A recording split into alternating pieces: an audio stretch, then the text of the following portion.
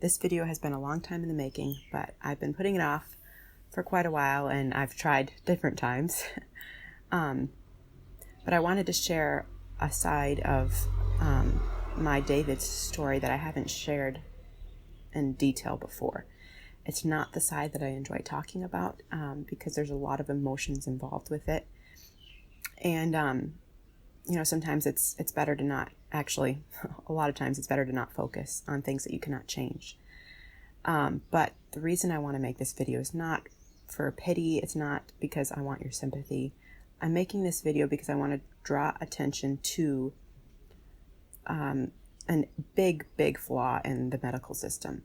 And also, I want to bring your attention to the issue of viability in premature babies. Because until the birth of my son David, I really had no idea of prematurity and weeks and gestation and what the significance of all that was. So my pregnancy with David, he was our second little boy. I had lost my first at 14 and a half weeks, and then I got pregnant with David.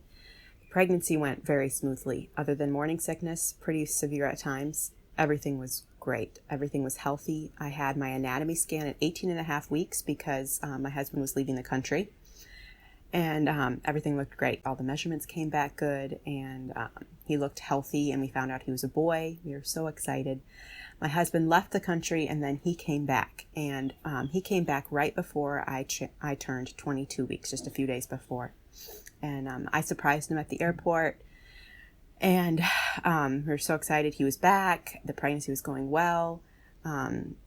Everything in life was just going really, really well. And then 2 days before I turned 22 weeks, that night as I was drifting off into sleep, I felt a tightening in my abdomen. And I had never felt it before, but it wasn't painful, so I didn't worry about it.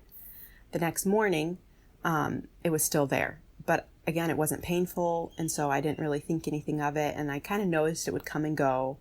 My husband and I decided to go out for an early Valentine's Day brunch. It was the day before Valentine's Day. So we went out to eat. And at the restaurant, that I kind of noticed that they were coming in waves. But we were eating and, they weren't painful. And so we got home. And right around the time we got home, I realized these are probably contractions. And I hadn't thought of that before. And they kind of started to get a little more painful. And so we were out of state. We were up at my parents' house in Illinois. My midwife was down in South Carolina. And so I called her. And I told her what the concerns were. And so she gave me some different things to try to make them go away. And so I laid down, I drank a bunch of water, and they just kept coming. And so I started timing them, and they wouldn't go away. And I drank a lot of water, and they would just get stronger. And so we decided that I would go ahead and get in a nice warm bathtub and try to calm my body down a little bit and see if they would go away then. And if they didn't, then we'd go into the hospital. Well, I got into the bathtub, and the contractions got even more intense and more strong and more painful. And so after I got out, I noticed I had some discharge and a little bit of blood. And right away, I called my midwife, and she said, "You need to get to the hospital. That could be a sign of dilation." At this point, I still didn't think anything was wrong. I didn't know what was normal. I felt like this, I don't know. I think I was a little bit optimistic. I think I was a little optimistic about the situation. My husband right away felt like I was going to lose this baby. And I remember saying, "Honey, this is not the same situation as Lucas. Everything's going to be okay." And so we got to the hospital, and I went into the emergency room. This was not my hospital or my doctors or anything. And explained the situation. I said, "I'll be 22 weeks at midnight. I've been having contractions about 3 to 5 minutes apart at this point. I have had some mucus and blood." And so they sent someone down from labor and delivery. They took me up, and the nurse, after asking all the questions, I went over the same thing to her, explained the situation. She said, "Okay, we'll hook you up to a monitor, and we'll see how things go." So she hooked me up to a monitor and then left. And I remember I was still drinking water, trying to get things to slow down. And I kind of looked at the screen, and I noticed nothing was picking up. And so I was kind of perplexed about it, but I thought, well, maybe it's not supposed to pick up there. Maybe they're just watching it, at the nurse's station.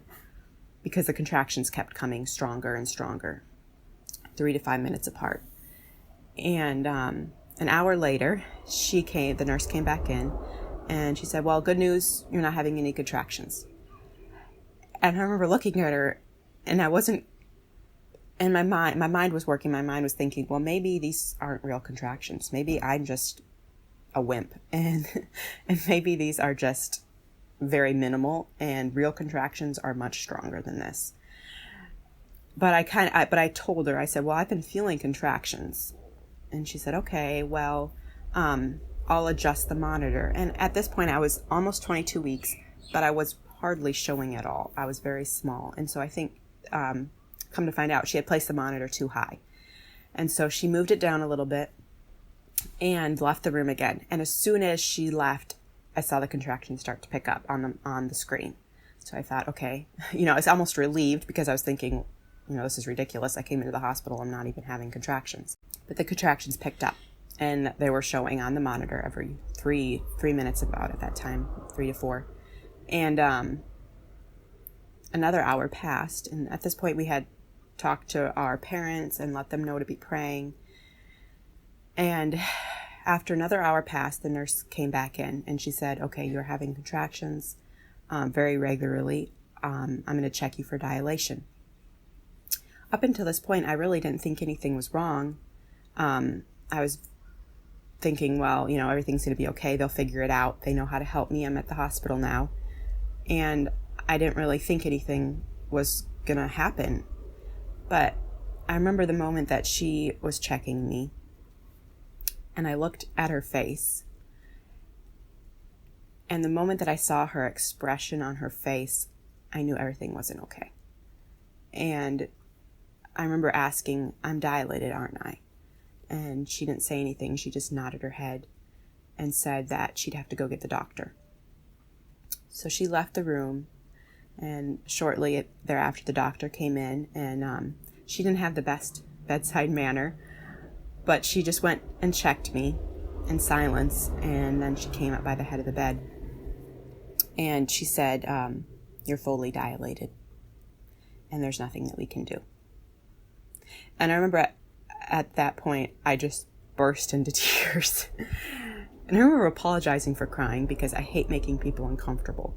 And so I was apologizing for crying, and my husband looked at the doctor and said, are you sure there's nothing that you can do? And she said, yes, but I will go check with the high-risk group, and I'll come back. And so she left, and we updated our family, and then she came back, and she said, tonight at midnight, which was just a couple hours away, tonight at midnight, you will be reaching 22 weeks. If you can make it one more week to 23 weeks, then there may be some things that we could try, but our policy is to not intervene in a baby's life until 24 weeks. At that point, I hadn't researched anything. I had no clue about prematurity or viability or the bar of viability. And so she was my doctor. I had no reason to doubt her. She was a doctor. She knew what she was talking about. I had no clue. And so we just took her word for it. I think Michael asked one more time, are you sure there's nothing that you can do? And she said no. She left the room, and we let our parents know and everything that was happening again, and update them. And then several nurses came in, and they said, we're not just going to sit here doing nothing. We're going to try everything that we can do, which was a relief to me to actually be able to proactively try to keep this baby inside of me. And so they put me up in the Transdentalberg position. They put a catheter in. They moved me to another room. And I remember asking if there's something that they could give me to stop my contractions. And the nurse said, no, we're not allowed to do that. But I can give you some pain medication if you ask for it. And there's no guarantee that it will do anything, but there's a chance that it could maybe stop the contractions or slow them down.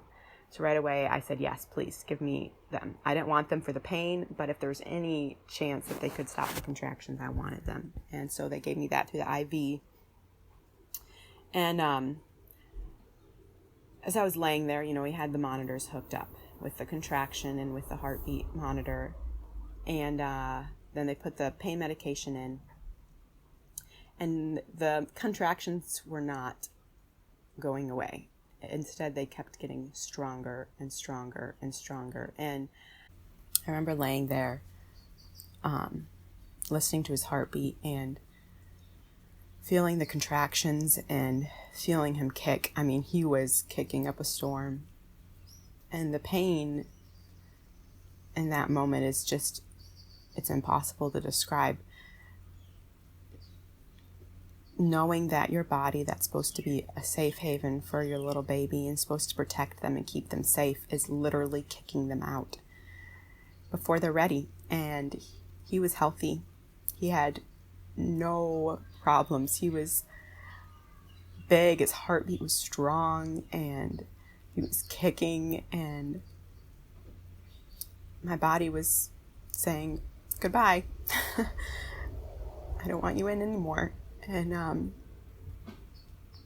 it's impossible to describe that pain. And I remember asking the nurses if they could take the monitor off because it was too painful to listen to his heartbeat. And the contractions just kept getting stronger and painful. And I remember the nurse asked if I wanted an epidural, and I said no. Somehow it was therapeutic to feel the pain. And I'm not sure how to describe that. And I think it was more painful because every contraction that came, I was fighting against. I didn't want the contractions. I hated the contractions, and they just kept coming, and my body, I couldn't relax. I was willing them to stop and praying for them to stop, and I wanted them to just stop, and they just kept coming, and I couldn't do anything about it. And I remember finally my water broke, and once my water broke, it was like I realized he's coming. I can't do anything about it. He's going to come. And my mindset kind of switched from fighting everything that was happening to peace. The Lord just brought complete peace and honestly excitement for meeting my little boy. And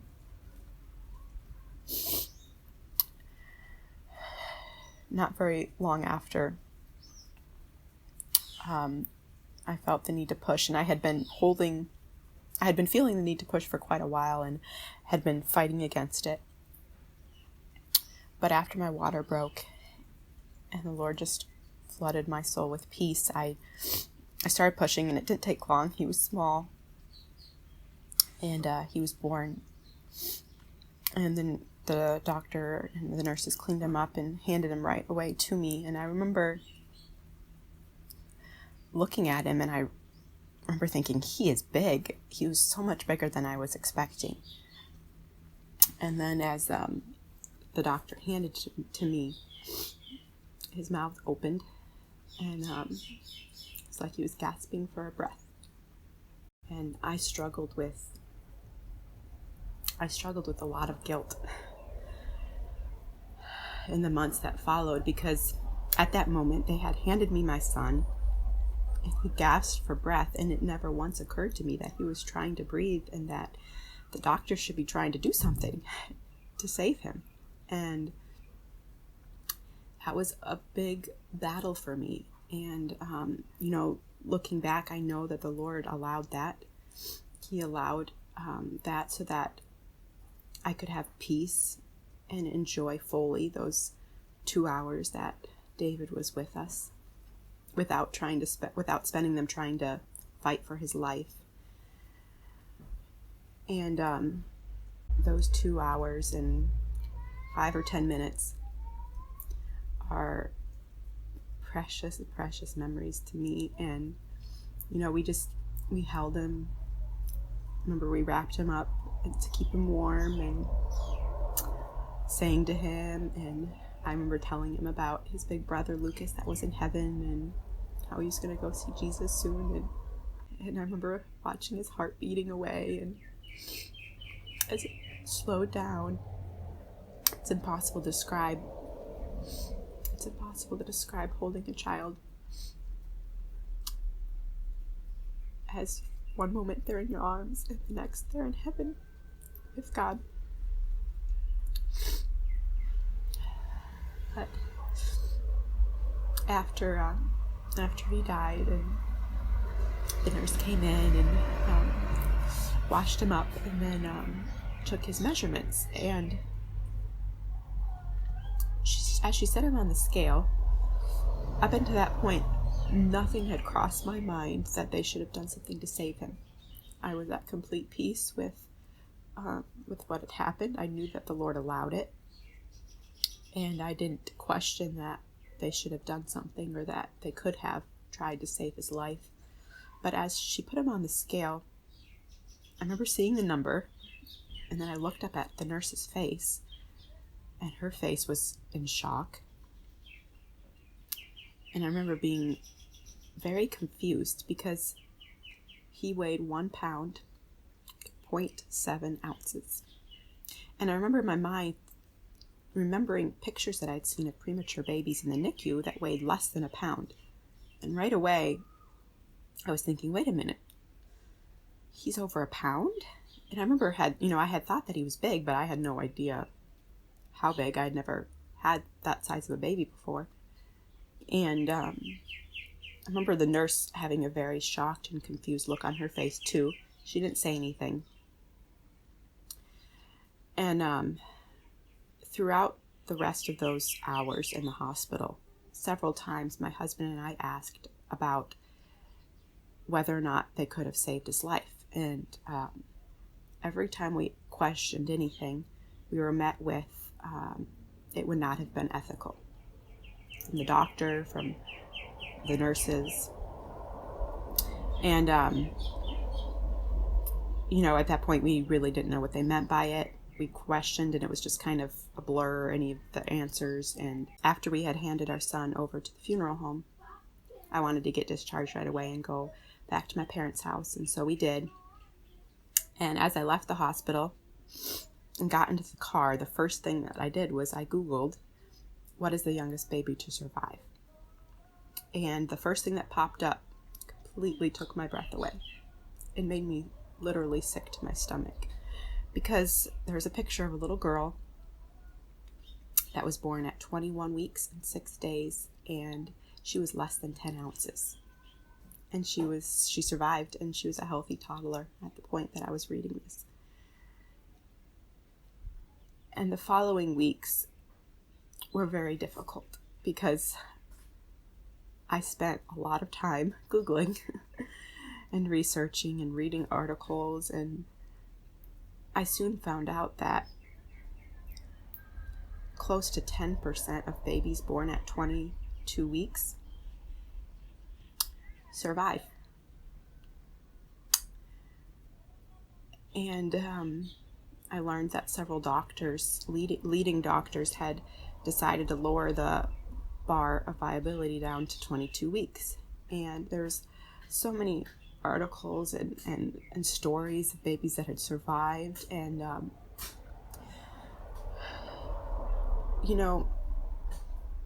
I know that God allowed everything to happen the way that it did. And I have complete peace about it. And, I don't question God on why he allowed it to happen. I don't know why he allowed it to happen, but I know that he had a plan, and his plan is way better than anything that I could have come up with. But the point of this video is that it is not the doctor's responsibility or authority to decide what the bar is and just decide who they're going to save and who they're not going to save, because having a set bar of viability, it doesn't work with babies, because every baby is unique and every baby is different. And to have a child and to literally help deliver a baby that is alive and to not do anything about it, especially without telling the parents that they have the choice. My husband and I love that child.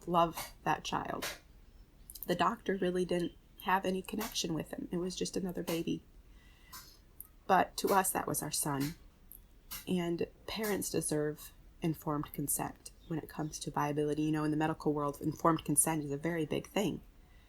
But when it comes to prematurity and babies that are born alive, whether or not they save them, for somehow it was thrown out the window. We asked multiple times if there was anything they could do, and they just said no. They never told us, you know, the statistics of what babies survive. You know, babies have survived at this gestation. The risks are great, and, you know, the chances of him surviving, if they tried, are low. But it's not their place to make that decision. And then the second reason I wanted to share this story is maybe you will be in that same situation someday. I pray that you won't, but maybe you will. And as I was researching everything and found all this out, I remember thinking, I need to tell people. Because if someone had gone through this before that I knew and hadn't told me, and then now I'm in this situation, I would have felt very badly that someone could have told me and didn't. And so that's the purpose for me making this video. It's not easy to talk about, as you can see, but I think it does need to be talked about. And